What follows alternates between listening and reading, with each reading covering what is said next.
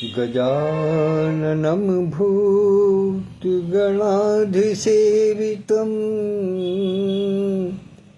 कपित्थजम्बूफलचारुभक्षणम् उमासुतं शोकविनाशकारकम्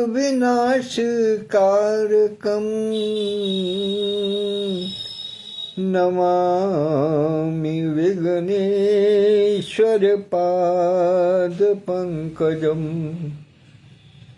नमामि विघ्नेश्वरपादपङ्कजम्।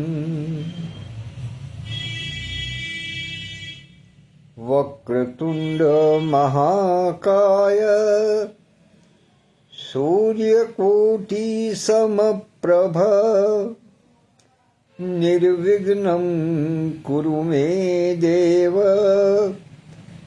सर्वकार्येषु सर्वदा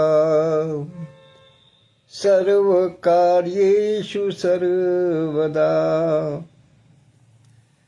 प्रथम पूज्य भगवान श्री गणेश के चरणों में नमन वंदन अभिनंदन प्रस्तुत करते हुए हृदयांगन समूह के हृदयांगन परिवार के प्रमुख संरक्षक परमादरणीय आचार्य श्री कृष्ण जी को चरण स्पर्श करते हुए उनसे आशीर्वाद और अनुमति स्वरूप अभिवादन की श्रृंखला में स्मरण कर रहा हूं संस्था के संस्थापक और राष्ट्रीय महासचिव आदरणीय श्री विधुभूषण त्रिवेदी विधु जी को, संस्था की राष्ट्रीय अध्यक्ष आदरणीय डॉक्टर विद्युत प्रभा चतुर्वेदी मंजू दीदी को, संस्था के राष्ट्रीय उपाध्यक्ष डॉक्टर सत्यप्रकाश पांडे जी को और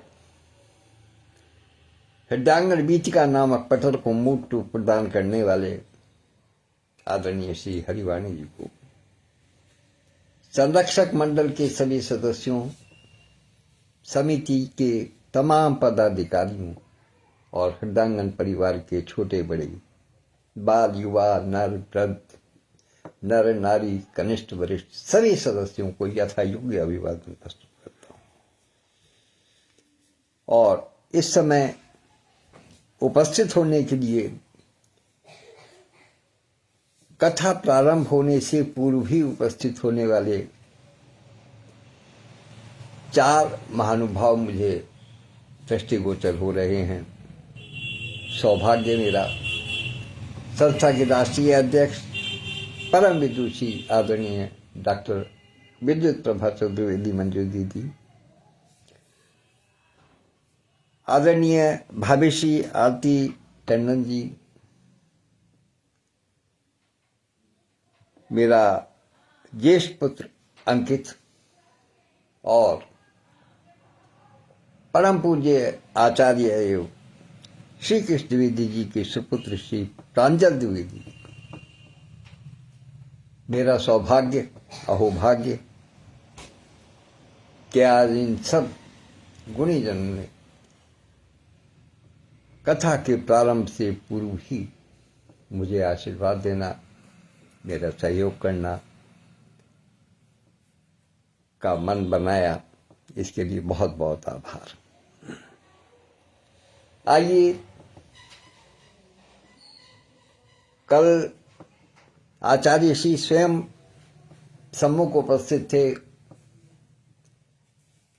तो निश्चित रूप से ऐसा जैसे कि कहा तो रामायण में याज्ञवल्क्य जी ने भरद्वाज जी को कथा सुनाई, वो काकभुजंडी जी ने भरद्वाज जी को कथा सुनाई। इस प्रकार से बड़े बड़े ऋषियों ने मुनियों ने कथा सुनाई, शिव जी ने पार्वती जी को कथा सुनाई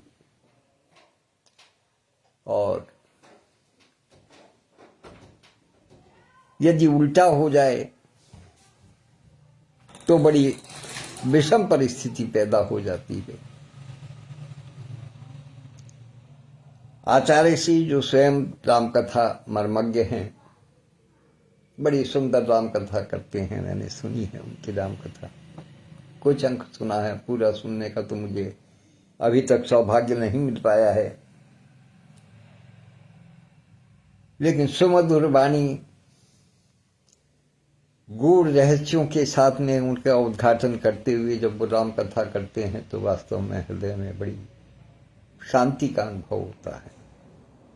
संस्था के संस्थापक आदरणीय विधुभूषण त्रिवेदी जी भी उपस्थित हो गए हैं, उनकी उपस्थिति को भी सादर प्रणाम करता हूं। तो आइए, जहां से कल हम त्यागे थे, विराम पाए थे, जिस स्थान से कथा को वहीं से प्रारंभ करते हैं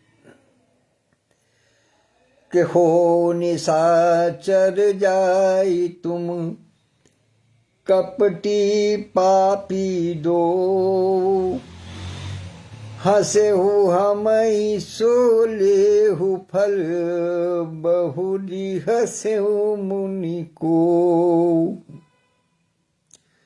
नारद जी शिव जी के गणों को, जिन्होंने कि ब्राह्मण का वेश धर करके उनके ऊपर हंसे थे, उनको कहते हैं कि तुम कपटी भी हो और पापी भी हो। कपटी दो प्रकार से हो। नंबर एक तो उन्होंने मुनि का मजाक उड़ाया, कपटपूर्ण व्यवहार किया, और उससे भी पहला कपट ये किया कि शिवजी के गण होने पर कपट रूप से ब्राह्मण का वेश धारण किया।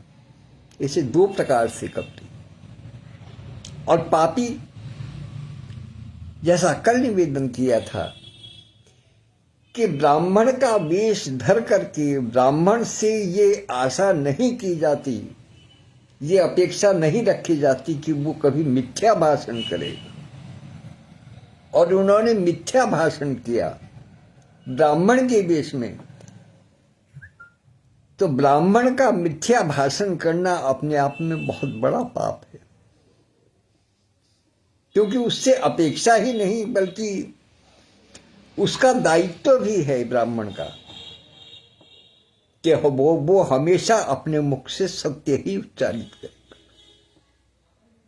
इसलिए कपटी और पापी दोनों को पाप देते, वो शाप देते हैं कि हो निशाचर जाई तुम, कि तुम्हें राक्षस योनि प्राप्त हो, और तुमने जो हमारी हंसी उड़ाई है उसका फल चखो।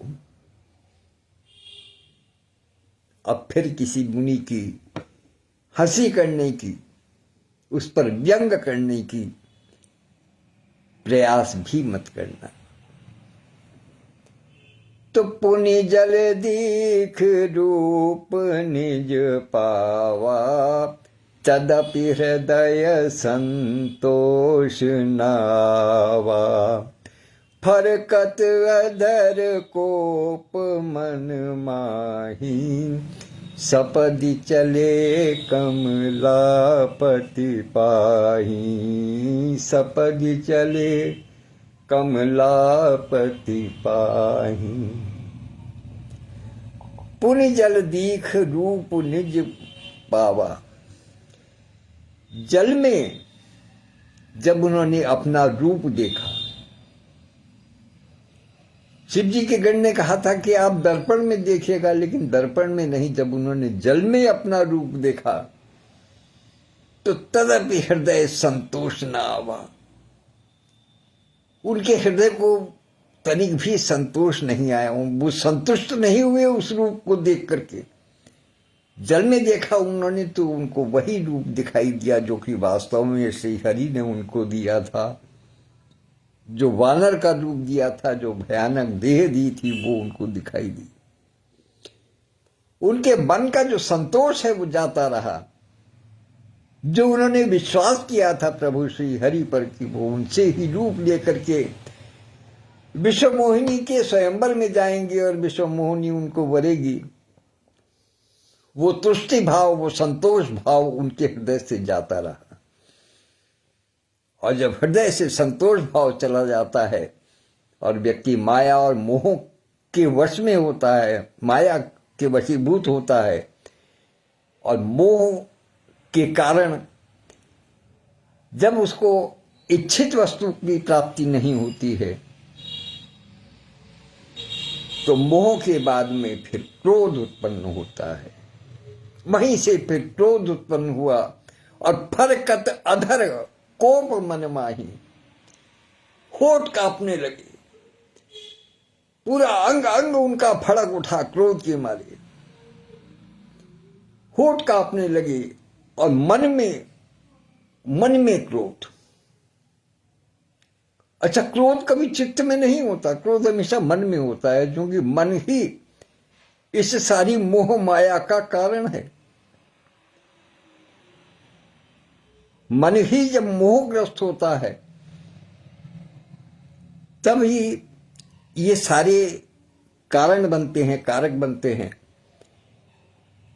तो मन में, अपने हृदय में बड़ा भारी क्रोध लिए हुए, मन में क्रोध लेकर के, और एक तरीके से कहना चाहिए दांत पीसते हुए अधर जिनके फड़क रहे हैं, कुछ कहने के लिए किससे कहें, मन ही मन बहुत कुछ सोचते हैं। और उसके बाद में सपदि चले कमलापति पाए, पांव पांव वो भगवान विष्णु की ओर चल पड़े, वैकुंठ धाम की ओर चल पड़े। सुषमा सोती जी और आदरणीय श्री रामकृष्ण सिंह वेदांत जी मुझे नजर आ रहे हैं, उपस्थित हैं। एक सज्जन कोई और हैं, भाई एस.सी. शर्मा मुस्तर जी भी उपस्थित हैं। उनकी उपस्थिति को भी सादर प्रणाम निवेदित करता हूं। तो देहूं शाप की मरियाहूं जाई, जगत मोरी उपहास कराई, जगत मोरी उपहास कराई। बीचई पंथ मिले धनुजारी, संग रमा सोई राजकुमारी, संग रमा सोई राजकुमारी। कभी कभी ऐसा होता है कि अग्नि कुंड में जब हवन कर रहे हों और उसमें घी पड़ जाए तो अग्नि एकदम प्रज्वलित हो उठती है। एक तो उनको वैसे ही क्रोध आ रहा था और क्या सोच रहे थे कि देहूं शाप की मरियों जाई, मन में सोचते सोचते जा रहे थे कि या तो मैं उनको जाते के साथ ही शाप दूंगा। ये सब कारण क्या है? क्योंकि मन में मोह था, और मोह से जो उपजा हुआ क्रोध होता है वो बड़ा खतरनाक होता है। तो इसलिए वो शाप के मारे हुए कांपते जा रहे थे, मन में सोचते जा रहे थे, अधरों से बुदबुदाते हुए जा रहे थे, अधर उनके फरक रहे थे। और वो क्या सोच रहे थे कि देहूं शाप कि मरी हो जाइए, कि आज या तो मैं आज अगर वो मिल गए मुझे तो या तो मैं उनको शाप दे दूंगा या मर जाऊंगा, अपने प्राण त्याग दूंगा। क्यों? क्योंकि जगत मोरी उपहास कराई। प्रभु श्री नारायण ने पूरे विश्व में मेरा उपहास कराया है, मेरा मजाक बना करके रख दिया। मैंने क्या मांगा था और मुझे क्या दिया। वो मेरे बड़े हितैषी बनते हैं, लेकिन मेरे हितैषी बनने के बाद भी उन्होंने मेरे साथ में क्या किया, मुझे उनसे ऐसी उम्मीद नहीं थी। और जब कहीं किसी व्यक्ति को आशा नहीं होती, कहते हैं जब कहीं अपेक्षा होती है और वो पूरी नहीं होती तो वो हृदय में बड़ी खलबली पैदा कर देती। तो इसीलिए नारद जी को जो क्रोध हुआ वो इसीलिए हुआ क्योंकि उनको सबसे अधिक विश्वास था अपने प्रभु पर। दिन रात नारायण नारायण करते थे और नारायण ने उनके साथ में जब आवश्यकता पड़ी तो क्या किया, कैसा बदला लिया कि पूरे विश्व में उनकी हंसी उड़वा दी।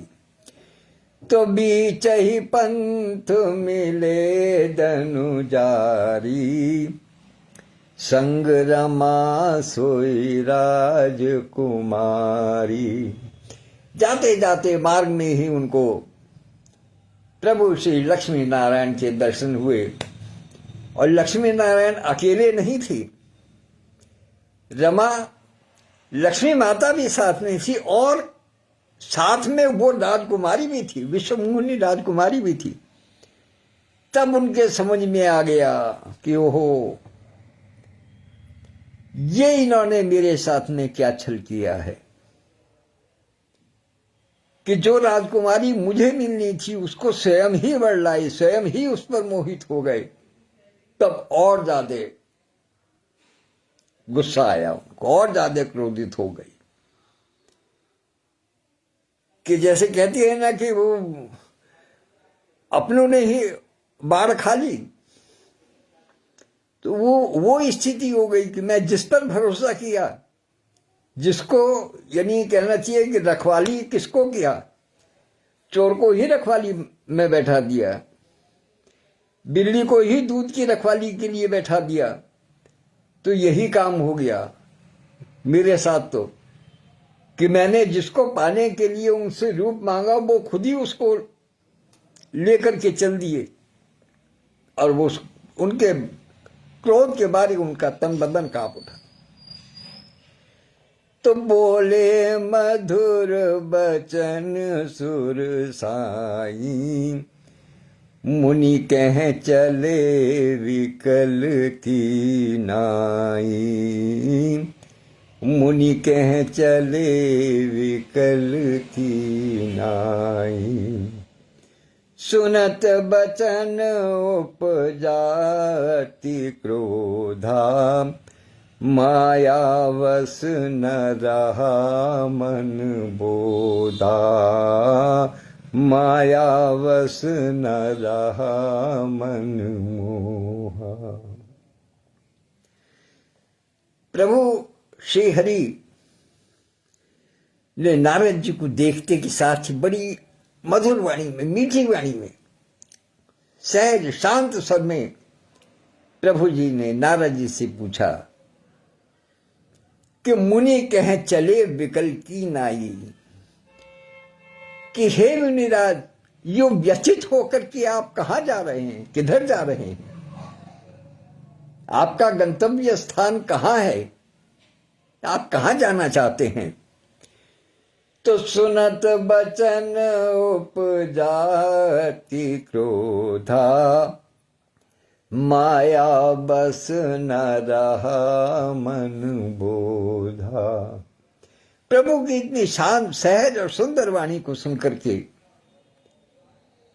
नारद जी को और अधिक क्रोध आ गया। जैसे अग्नि में, प्रज्वलित अग्नि में और घी एक बार और पड़ गया कि यहां तो क्रोध आ रहा है, और ये हमको ऐसे बात कर रहे हैं जैसे कि कुछ हुआ नहीं, और हमसे पूछते हैं कि कहां जा रहे हो। मैंने कहा बताओ भाई, तुम्हारा गंतव्य स्थान कहां है, तुम कहां जाना चाहते हो। तो माया बस न रहा मन बोधा। नारद जी को इतना क्रोध उत्पन्न हुआ कि माया की वशीभूत होने के कारण उनके मन में बोध नहीं रहा, उन्हें अच्छे बुरे का ज्ञान नहीं रहा, अबोध हो गए। बोध न होने का मतलब जिसके हृदय में बोध न हो वो अबोध, और अबोध जो होता है वो कोई आवश्यक नहीं है कि वैसे कहते हैं कि अबोध बच्चा होता है, बच्चे को अबोध कहा गया है क्योंकि उसको बोध नहीं होता किसी बात का, वो कुछ भी कह देता है। तो इसी प्रकार से उनके भी हृदय से बोध चला गया, वो भी अबोध हो गए, अर्थात उन्हें भी अब स्वयं पर नियंत्रण नहीं रहा कि वो क्या कहेंगे, क्या कहने जा रहे हैं। जो मुंह में आएगा वो, जो मुंह में आएगा वही कह देंगे। तब उन्होंने कहना शुरू किया, कितनी विचित्र बात उन्होंने कही कि पर संपदा सकहूं नहीं देखी, तुम्हरे ईर्षा कपट विषेखी, तुम्हरे ईर्ष्या कपट विषेखी। मथत सिंदूरुद्रहि बोरायौ, सुरन प्रेरि विषपान करायौ। क्या कहते हैं पहली बात, क्योंकि जब हृदय को चोट लगी हुई होती है तो फिर जिसका बोध खो गया, जो अबोध हो गया, वो क्या कह देगा कुछ पता नहीं चलेगा। उन्होंने भगवान श्री हरि को कहना प्रारंभ किया कि पर संपदा सकौ नहीं देखी, कि तुम कभी किसी दूसरे को संपत्तिवान, दूसरे की संपदा को तुम देख ही नहीं सकते। अर्थात यहां संपदा से मतलब सुख से है। तुम कभी किसी दूसरे का सुख देख ही नहीं सकते। तुम्हें तो तुम्हारे मन में कपट और ईर्ष्या भरी हुई है। नारद जी भगवान श्री हरि को कह रहे हैं कि तुम्हारे मन में तो कपट और ईर्ष्या भरी हुई है प्रारंभ से ही। तुम किसी का सुख नहीं देख सकते। और उसका प्रमाण यह है कि सिंधु सागर मंथन के समय जिस समय विष निकला तो वो सुरन प्रेर विषपान करायो, आपने वो रुद्र को शिव जी के हवाले कर दिया, शिव जी को दे दिया और उनको जो है पीने के लिए उनको विवश कर दिया। यानी विष जो ही निकला उन्होंने तुरंत आपने शिव जी को प्रदान कर दिया। लेकिन असुर सुरा विष संकरई, आप रमा मनि चार, स्वारथ साकल कुटिल तुम, सदा कपट व्यवहार। कि शिव जी को तो आपने विष दे दिया, उनको तो कालकूट विष दिया पीने के लिए। और उसी समुद्र में से जब रमा लक्ष्मी मैया निकली तो उनको स्वयं धारण किया, उनको स्वयं अपने पास रखा। आप रमा मनि चार, रमा को, लक्ष्मी जी को अपने पास रखा। और किसको रखा? मणि, रमा तो है ही, और मणि, कौस्तुभ मणि जो थी वो भी भगवान विष्णु ने अपने पास रख ली। क्या बात कि विष मिला तो शिव जी को दे दिया, जो जहर था वो शिव जी को दे दिया और अपने आप लक्ष्मी जी को दे दिया, और कौस्तुभ मणि जो निकली उसको दे दिया। और स्वार्थ साधक कुटिल तुम, सदा कपट व्यवहार। तुम बड़े धोखेबाज हो, मतलबी हो और हमेशा कपट का ही व्यवहार करते हो। तुम तो कपट का ही व्यवहार करते हो। ये बात नारद जी ने भगवान श्री हरि से कही। मुझे एक चित्र देख करके मुझे एक ऐसा अनुमान हो रहा है कि आदरणीय भाई हमारे बिजनौर के मित्र हैं दुबे जी, अनिल दुबे जी, बड़े भाई अनिल दुबे जी, वो उपस्थित हैं। उनका नाम नहीं आ रहा है लगभग, लेकिन चित्र देख करके मुझे आभास हो रहा है कि वही है। वो हैं तब भी और नहीं हैं तब भी मैं उनको हृदय से, बड़े भाई में आग्रह है, उनको हृदय से प्रणाम करता हूं। तो कारण क्या है कि क्यों भगवान श्री हरि इस प्रकार का कपट का व्यवहार करते हैं? कारण उसका बताया है कि परम स्वतंत्र न सिर पर कोई, भावहि मन ही करहु तुम सोई, भावहि मनहि करऊं तुम सोई। भले ही मंद मंद ही भल करहु, विस्मय हरस नाही कछु धरहु। विस्मय हरस नहीं कछु धरहु। कि तुम्हारे ऊपर किसी का साया नहीं है, किसी का नियंत्रण नहीं है, तुम अनियंत्रित हो गए हो, अर्थात तुम्हें नियंत्रण में रखने वाला कोई नहीं है, तुम स्वतंत्र हो, तुम्हारे सिर पर कोई नहीं है, इसलिए जो तुम्हारी मन को भाता है तुम वो करते हो। नारद जी बुरा भला कह रहे हैं भगवान श्री हरि को, और श्री हरि चुपचाप मंद मंद मुस्काते हुए उनकी सारी बातें सुन रहे हैं।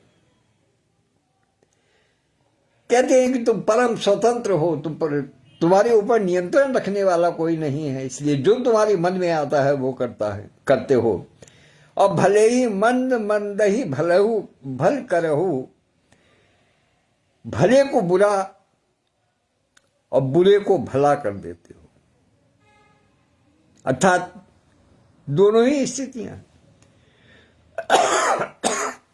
केवल भले के साथ में बुराई वाली बात नहीं है, जो बुरा है तुम उसका भला कर देते हो, और जो भला है तुम उसके साथ में बुरा कर देते हो, क्योंकि तुम्हें कोई कहने वाला नहीं है, तुम्हारे ऊपर नियंत्रण रखने वाला कोई नहीं है।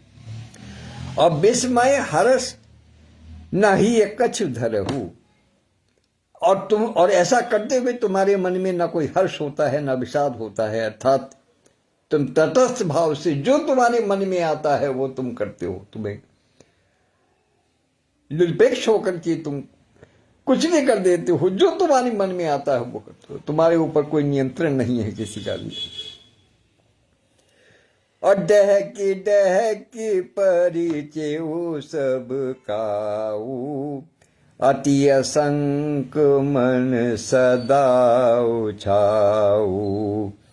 करम शुभाशुभ तुम ही न बाधा, अब लगी तुम ही न काहू साधा। अब लगी तुम हूं न काहू साधा। सबको ठग ठग करके तुम परिपक्व हो गए हो, ठगी विद्या में तुम परिपक्व हो गए हो, और साथ में निडर भी हो गए हो, क्योंकि तुम पर किसी का नियंत्रण नहीं रहा, तुम्हें कोई कुछ कहने वाला नहीं रहा, इसलिए तुम स्वच्छंद हो गए हो। यहां स्वतंत्रता वाली बात नहीं है, स्वच्छंदता वाली बात है। स्वच्छंद हो गए हो, निडर हो गए हो, निर्भीक हो गए हो, क्योंकि तुम्हें कोई जीत नहीं सकता, तुम पर किसी का बस नहीं है, तुम पर किसी का नियंत्रण नहीं है, इसलिए जो मन में आता है सो करते हो। शुभ और अशुभ तुम्हारे लिए किसी प्रकार के कर्म की कोई बाधा नहीं है। और जब लगी तुम्हें न काहू साधा, जब तक तुम्हें कोई साधने वाला ना हो, तुम्हें कोई नियंत्रित करने वाला ना हो, तब तक तुम शुभ और अशुभ जो मन में आता है सो करते चले जाते हो। इसलिए भले भवन अब बायन दीना, पावहुगे फल आपन कीना। बंचो मोहि जबन धरि देहा, सोई तनि धरहु शाप मम एहा। सोई तनु धरहु शाप मम एहा। पहला जो उन्होंने शाप दिया नारद जी को, वो नारद जी ने जब भगवान श्री हरि को शाप दिया कि अब के तुमने अच्छे घर से छेड़खानी कर दी है, अर्थात आज तुम्हें पहली बार किसी भले आदमी से पाला पड़ा है, किसी ऐसे व्यक्ति से पाला पड़ा है जो कि तुम्हें अपनी बात बता सकता है, तुम्हें श्राप दे सकता है। क्योंकि ये नारद जी नहीं बोल रहे थे, उनके मन का अहंकार बोल रहा था। जो हृदय पर, जो चित्त पर उनके माया का पर्दा पड़ा हुआ था, वो माया के वशीभूत थे। वो माया बोल रही थी, नारद जी थोड़ी बोल रहे थे, वो माया बोल रही थी। और उस माया की वशीभूत होकर के, हरि प्रेरित होकर के नारद जी बोल रहे थे। नारद जी भगवान की इच्छा से बोल रहे थे। स्वयं तो नारद जी से आशा ही नहीं की जा सकती कि वो इस प्रकार की वाणी बोल सकते हैं, लेकिन वो शाप दे रहे हैं। क्या शाप दे रहे हैं? कि आपने जो कुछ किया है उसका फल आपको अवश्य ही प्राप्त होगा। क्या फल प्राप्त होगा? पहला, कि जिस शरीर को धारण करके तुमने मुझे ठगा है, तुम भी वही शरीर धारण करो। अर्थात तुमने नृप तन धरी, राजकुमारी से, विश्वमोहिनी से जो है आपने राजा का रूप धारण करके, मनुष्य का रूप धारण करके, मानवीय रूप धारण करके तुमने जो है वो मुझको ठगा है। इसलिए मेरा श्राप ये है कि तुम्हें भी मानव शरीर में अवतरण करना होगा, मानव शरीर में जन्म लेना होगा। ये मेरा श्राप है। सोई तनु धरहु श्राप मम एहा।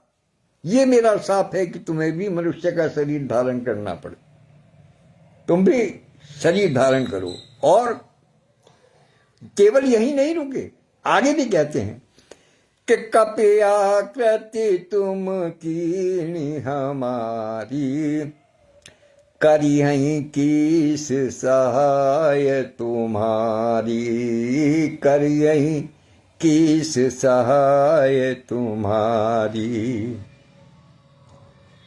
तुमने मुझे वानर का रूप दिया है, कपि का रूप दिया है। कपि आकृति तुम कीन हमारी, तुमने मेरा वाहन जो है वो वानर का रूप दिया है। इसलिए करियहि कीस सहाय तुम्हारी, ये कपीश ही, ये वानर ही तुम्हारी सहायता करेंगे जब तुम मानव रूप में अवतरित होगे। जब तुम मानव बनोगे तो तुमने मेरा मजाक बनाने के लिए मुझे वानर का रूप दिया है, लेकिन ये वानर ही तुम्हारी सहायता करेंगे। मम अपकार तेन तुम भारी, नारी बिरह तुम हो दुखारी, नारी बिरह तुम हो दुखारी। मेरे प्रिय अनुज भाई मेहरचंद जी उपस्थित हैं रुड़की की धरती से। उनका स्वागत करता हूं, आभार व्यक्त करता हूं उनका उपस्थित होने के लिए। तो नारद जी को कहते हैं कि मैं जिस स्त्री को चाहता था, तुमने उसको स्वयं दे करके तुमने उसको एक प्रकार से हरण किया। तो मम अपकार कीन तुम भारी, मेरी तुमने बड़ा भारी मेरे साथ में अपघात किया है।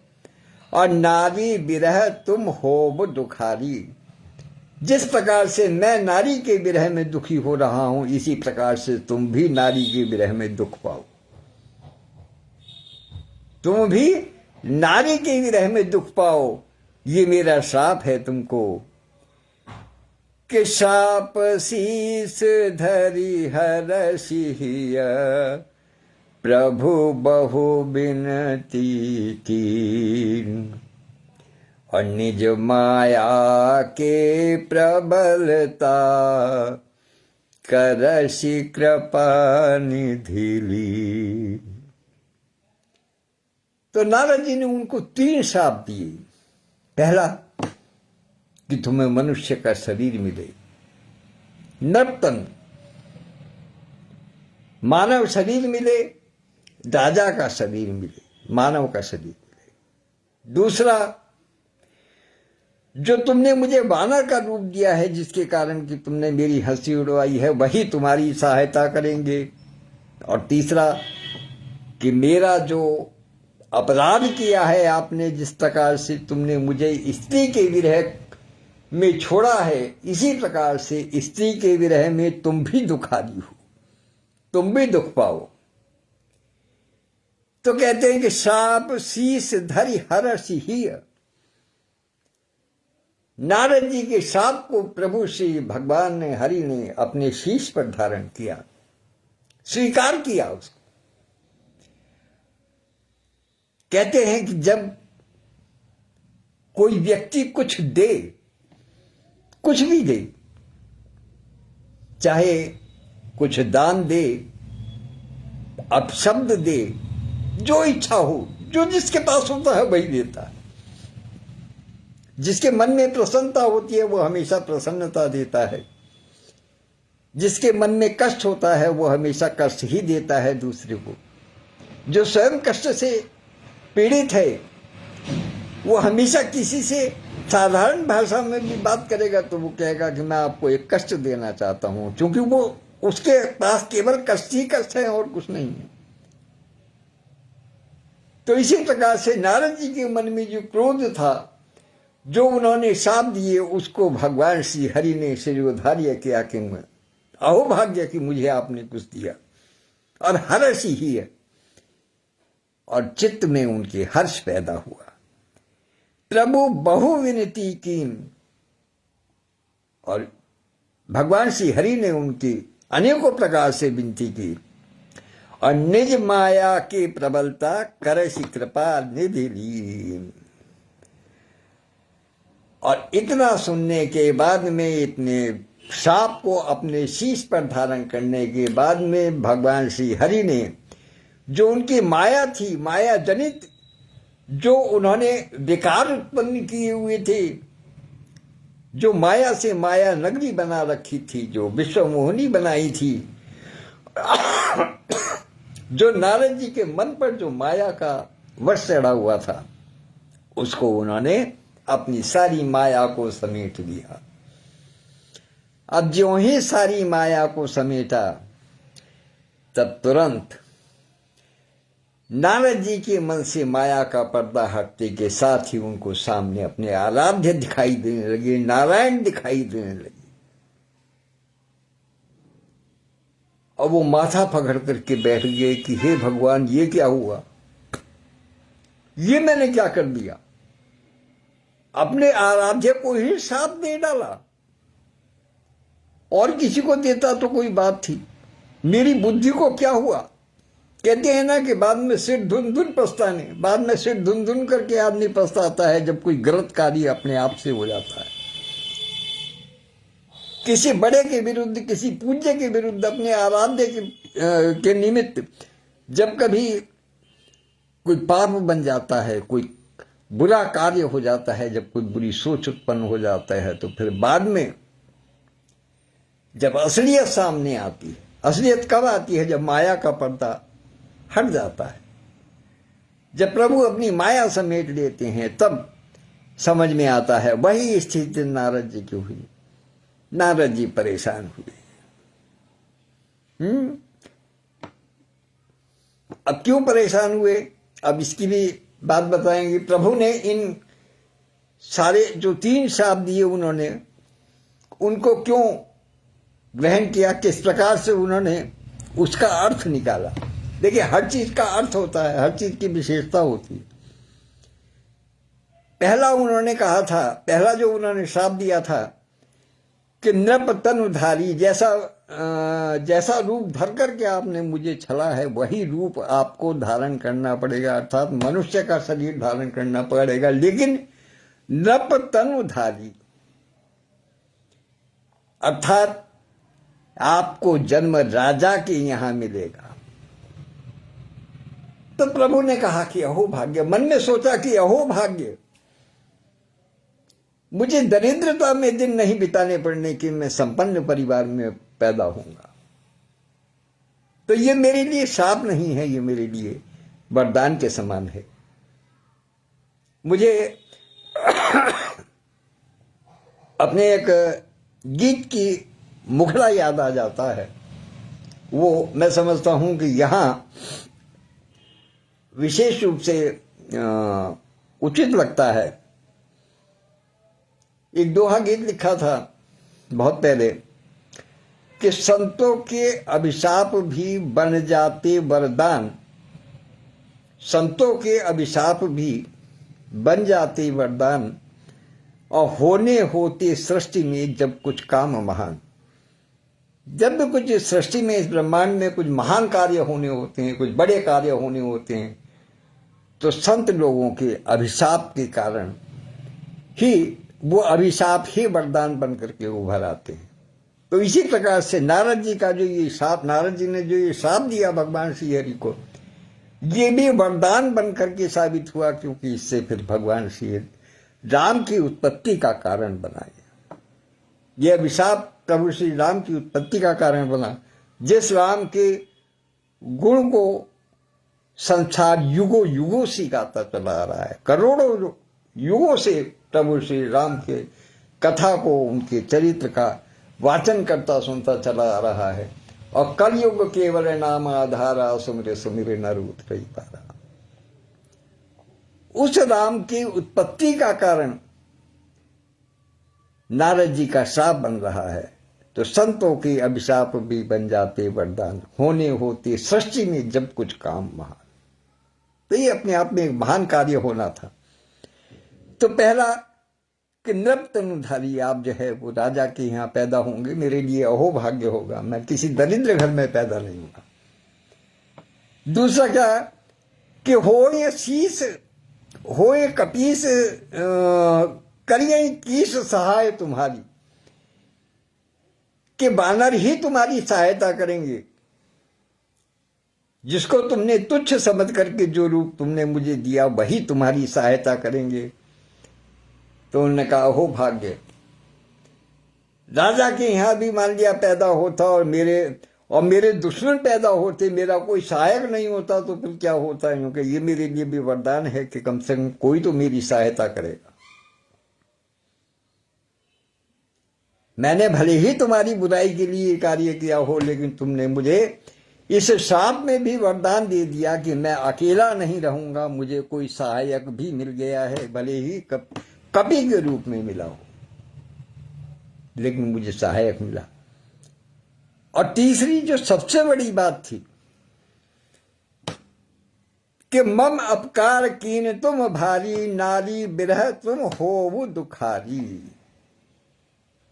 कि मेरे लिए जो तुमने अपघात किया है, मेरा जो तुमने बुराई की है मेरे लिए, मेरा जो तुमने क्या कहना चाहिए, एक तरीके से नारी के मिलने में जो तुमने मेरा व्यवधान बने हो मेरे लिए, जिस प्रकार से मैं नारी के विरह में दुखी हो रहा हूं, उसी प्रकार से तुम भी नारी विरह तुम हो दुखारी, तुम भी नारी के विरह में दुख पाओ। परमादरणीय आचार्य श्री गुरुदेव श्री कृष्ण द्विवेदी जी के चरणों में सादर प्रणाम निवेदित करता हूं। तो उन्होंने तीनों जो शाप दिए नारद जी ने, उनको वरदान मान करके उनको अपने सिर पर धारण किया, सिरोधार्य किया। क्या इसमें क्या तर्क था भगवान श्री हरि का कि जैसे मैं स्त्री के दुख में भटक रहा हूं, तुमने मुझे स्त्री का दुख दिया है, इसी प्रकार से तुम भी नारी का विरह सहो। तो उन्होंने कहा ये भी मुझे वरदान के रूप में समझा, ये भी मुझे वरदान है। अगर मुझे नारी का विरह होगा तो इसका मतलब यह है कि मुझे नारी प्राप्त तो होगी। अरे तुम्हें तो प्राप्त नहीं हुई, लेकिन इसके बावजूद भी तुमने मुझे वो वरदान दिया है शाप के रूप में कि नारी विरह तुम हो दुखारी, तुम नारी के विरह में दुख पाओगे, अर्थात मुझे नारी की प्राप्ति होगी। तो तुम्हारे तीनों जो शाप हैं वो मुझे वरदान के सरीखे लगते हैं। तभी कहना पड़ता है कि संतों के अभिशाप भी बन जाते वरदान, होने होते सृष्टि में जब कुछ काम महान।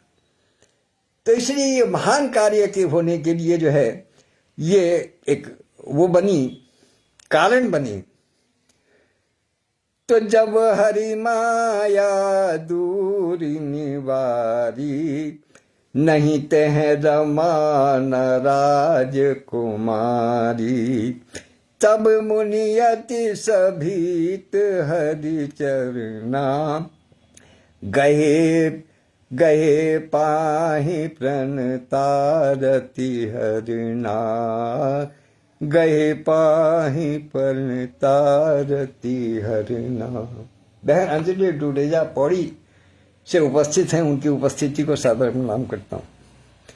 कि जैसे ही भगवान ने अपनी माया को खींचा, अपनी माया को समेट लिया, तब वहां ना तो लक्ष्मी जी रही और ना वो राजकुमारी विश्वमोहिनी रही, केवल श्री हरि रह गए। और भयभीत होकर के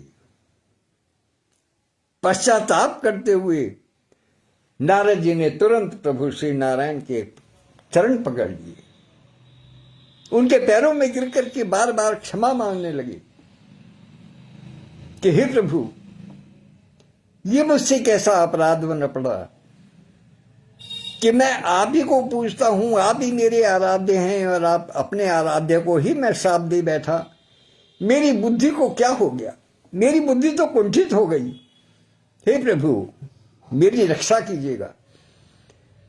क्योंकि जब पाप का प्रायश्चित, कभी कभी आदमी सोच नहीं पाता है कि मेरे पाप का प्रायश्चित कैसे होगा। जब जान जाता है कि ये मुझसे पाप बन पड़ा है, तब उसमें छटपटाहट होती है, उसके चित्त में छटपटाहट होती है कि किस प्रकार से इसका प्रायश्चित होगा। और फिर वो बारंबार बार बार विनती करके, रो करके, पश्चाताप करते हुए जो है वो बार बार प्रभु के चरणों में गिरता है। वही स्थिति नारद जी की है। नारद जी पहले वो नारी के विरह में व्याकुल थे, लेकिन अब वो इस बात में व्याकुल हैं कि ये मुझसे क्या अपराध हो गया। प्रभु मुझे क्षमा कीजिएगा, मेरी रक्षा कीजिएगा। और फिर क्या कहते हैं?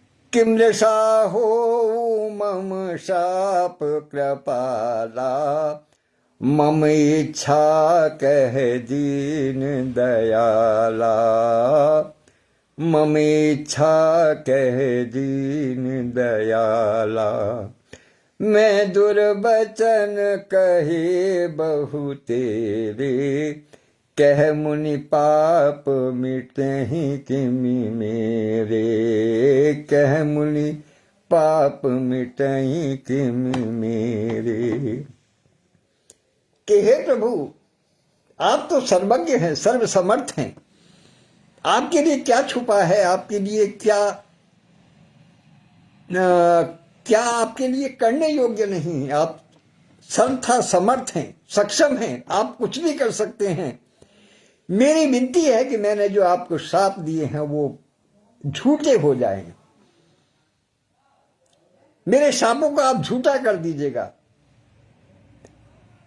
हे दिनों पर दया करने वाले प्रभु, मुझ पर इतनी दया कीजिएगा कि मेरे जो मुख से जो वचन निकले हैं, जो शाप रूपी वचन जो निकले हैं, वो झूठ हो जाए।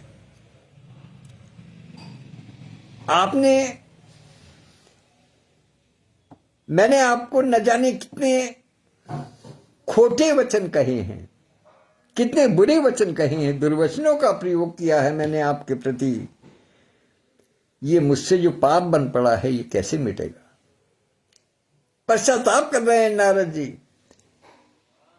दृश्य का अवलोकन कीजिएगा कि नारद जी के मन में पश्चाताप है।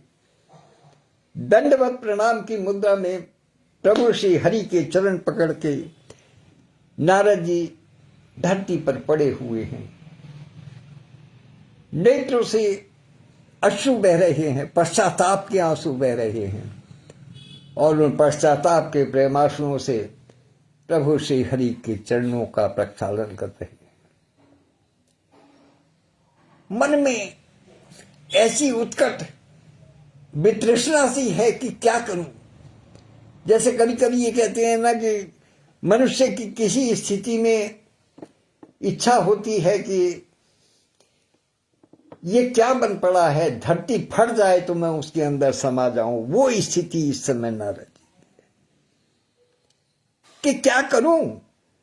मैं सामना करने की स्थिति में नहीं हूं, मैं आपकी ओर देखने की स्थिति में नहीं हूं। किस मुंह से आपसे क्षमा मांगू? ये क्या अपराध हो गया मुझसे? अपने पश्चाताप के आंसू से श्री नारायण हरि के पदों को प्रक्षालन करते हैं। नारद जी बड़े दुखी हैं। तो भगवान श्री हरि क्या कहते हैं कि जपहु जाय शंकर सतनामा, होई हृदय तुरत विषामा, होई हृदय तुरत विषामा।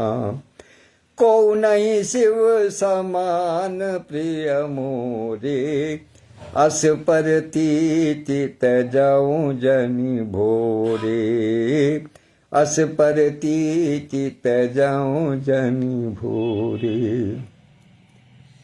नारद जी को भगवान श्री हरि ने कहा कि उठो, अब भगवान शंकर का जाप करो, भगवान शंकर के नाम का, सत्य नाम का जाप करो, सत्य नाम का जाप करो, जिनका नाम ही सत्य है उसका जाप करो। और सतनामा, सैकड़ों बार उनका नाम जपो। सत 100 किसी भी रूप में लीजिएगा, सत्य का नाम लीजिएगा, सत्यम शिवम सुंदरम। शिव जी का नाम सत्य भी है, शिव भी है, सुंदर भी है, तो वो भी सत्य है। और एक सत 100 बार है, गिनती भी है कि आप उनका नाम जपें। और होई हृदय तुरंत विश्रामा, कि जहां आपने 100 बार उनके नाम का जाप किया, आपके हृदय को तुरंत शांति प्राप्त होगी। भगवान श्री हरि एक प्रकार से सूत्र देते हैं संसार को नारद जी के माध्यम से कि जिसने श्री शंकर जी के हर के नाम को 100 बार जिसने जाप किया, उसके मन को तुरंत शांति प्राप्त होगी। ये उन्होंने सूत्र प्रदान किया कि किसी भी प्रकार से मन में कोई क्लेश है, कोई कष्ट है, कोई परेशानी है, भगवान शंकर के सत्य नाम का 100 बार जाप करो, तो जब तक गिनती पूरी होगी तब तक आपके मन को विश्रांति प्राप्त हो जाएगी, शांति मिलेगी। और फिर साथ में एक चीज और भी कहते हैं कि मैं ऐसा किस लिए कह रहा हूं कि को नहीं शिव समान प्रिय मोरे, असी परती चित जाऊं जनि भोरे, अस परती तजऊं जनि भोरे। तुम इस विश्वास को भूलकर भी मत छोड़ना, क्या कि मुझे शिवजी से अधिक प्रिय कुछ नहीं है, को नहीं शिव समान प्रिय मोरे। इस संसार में, इस सृष्टि में, इस ब्रह्मांड में शिवजी के समान मुझे कोई भी प्रिय नहीं है। इसलिए उनका नाम जप करो तो तुम्हारा जग का कल्याण होगा। जो भी उनका नाम जपेगा उसको उसका ही कल्याण होगा। कि शिव द्रोही मम दास कहावा, सोई नर सपने नहीं मोहि भावा। प्रभु हमेशा से यही कहते चले आए कि शिव का द्रोही मेरा दास नहीं हो सकता, अर्थात शिव को भजे तो मुझे पाएगा। और शिव जी मेरे इष्ट हैं, इसलिए नारद जी को कहते हैं कि आप शिव जी का नाम भजो। तुझहि पर कृपा न करहि पुरारी, सो न पाव मुनि भगति हमारी। असुर धरि महि बिचरहु जाई, अब न तुम्हि माया नियराई, अब न तुम्हि माया नियराई। भगवान श्री हरि नारद जी को कहते हैं कि जिस पर भोलेनाथ की कृपा नहीं होती वो हमारी भक्ति भी नहीं पा सकता। अर्थात वो और हम ऐसी अंतरंग हैं, एक दूसरे के ऐसे साथी हैं, अभिन्न हैं एक दूसरे के, कि यदि आपने उनके प्रति अपराध किया तो समझिए मेरे प्रति अपराध किया, और यदि मेरे प्रति अपराध किया तो उनके प्रति अपराध किया। इसलिए उनके नाम का जाप करो। यही एक रीति है कि जिससे मनुष्य को हमारी भक्ति प्राप्त हो सकती है। जो मुझे प्रिय हो सकता है वो तभी प्रिय होगा जबकि भगवान से हर की भक्ति करें।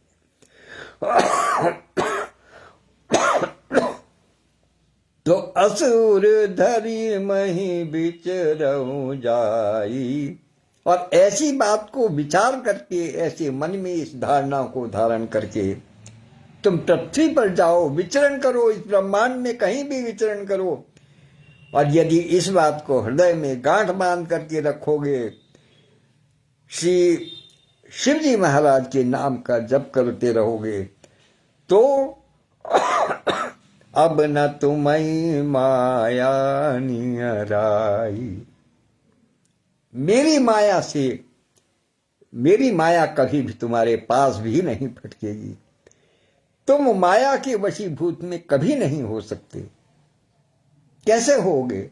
जब तुम मेरे प्रिय, मेरे पूज्य, मेरे इष्ट श्री हरि जी, श्री शिव जी के नाम का जप करोगे।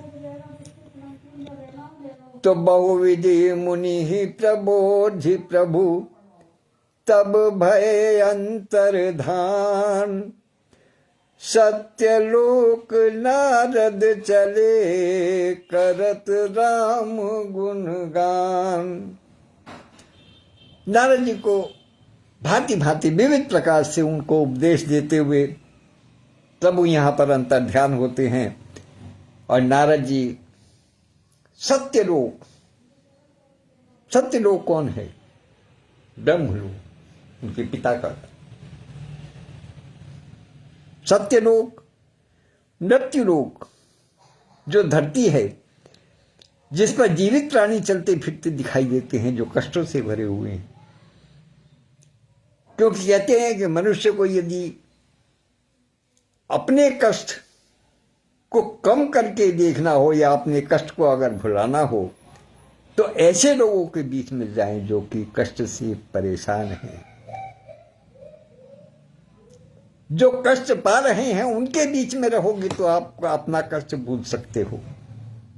अन्यथा अगर सुखी लोगों के बीच में रहोगे तो तुम्हें कष्ट हमेशा जीवन भर सालता रहेगा। तुम्हें कभी भी संतोष की प्राप्ति नहीं होगी। और जब तक संतोष धन नहीं मिलेगा, तब तक मनुष्य कभी भी कष्ट से उबर नहीं सकता। ये एक बड़ा साधन है, सुलभ साधन है कि यदि आप ये अनुभव करते हैं कि मेरे पास धनाभाव है, मेरी जो ऐश्वर्य है उसमें कुछ कमी आ रही है, तो ध्यान हमेशा नीचे की ओर करो, जिनके पास धन नहीं है या मुझसे कम धन है, तो आपको संतोष का अनुभव होगा। को पता नहीं किसी ने क्या शेर कहा था, मुझे एक ही पंक्ति याद आती है कि 100 से बुरा तो 1 से बेहतर बना दिया।